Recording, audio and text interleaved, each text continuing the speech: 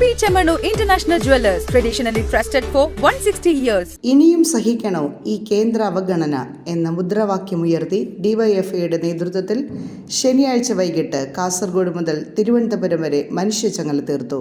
യുവജനങ്ങൾക്കൊപ്പം ബഹുജനങ്ങളും ചങ്ങലയിൽ കണ്ണികളായി. സംസ്ഥാനത്തിനെതിരായുള്ള സാമ്പത്തിക ഉപരോധം, കേന്ദ്രത്തിന് നിയമനിരോധനം, റെയിൽവേ യാത്രാ ദുരിതം തുടങ്ങിയവയാണ് ഡിവൈഎഫ്ഐ ഉയർത്തുന്ന പ്രധാന പ്രശ്നങ്ങൾ. ഡിവൈഎഫ്ഐ അഖിലേന്ത്യാ പ്രസിഡന്റ് എ റഹീം കാസർഗോഡ് ആദ്യ കണ്ണിയായപ്പോൾ തിരുവനന്തപുരത്ത് രാജ്ഭവന് മുന്നിൽ LDF കൺവീനർ EP ജയരാജൻ അവസാന കണ്ണിയായി. ഡിവൈഎഫ്ഐ പ്രസിഡന്റ് V വസീഫ് മനുഷ്യച്ചങ്ങലയെപ്പറ്റി: മനുഷ്യച്ചങ്ങല കേരളത്തിന് വേണ്ടിയിട്ടുള്ള പോരാട്ടമാണ്. രാജ്യം ശ്രദ്ധിക്കുന്ന പോരാട്ടമാണ്.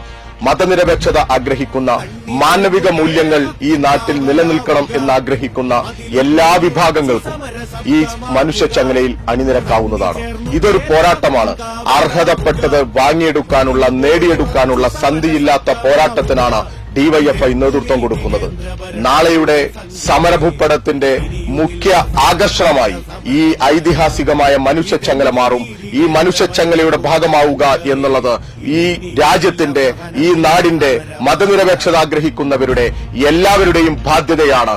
എല്ലാ വിഭാഗം ജനങ്ങളെയും ഞങ്ങൾ ഈ പോരാട്ടത്തിനോടൊപ്പം അണിനിരക്കാൻ, ജനുവരി 20 മനുഷ്യച്ചങ്ങലയിൽ അണിനിരക്കാൻ വളരെ സ്നേഹത്തോടെ, അഭിമാനത്തോടുകൂടി ഈ പോരാട്ടത്തിന്റെ ഭാഗമാവാൻ ക്ഷണിക്കുന്നു.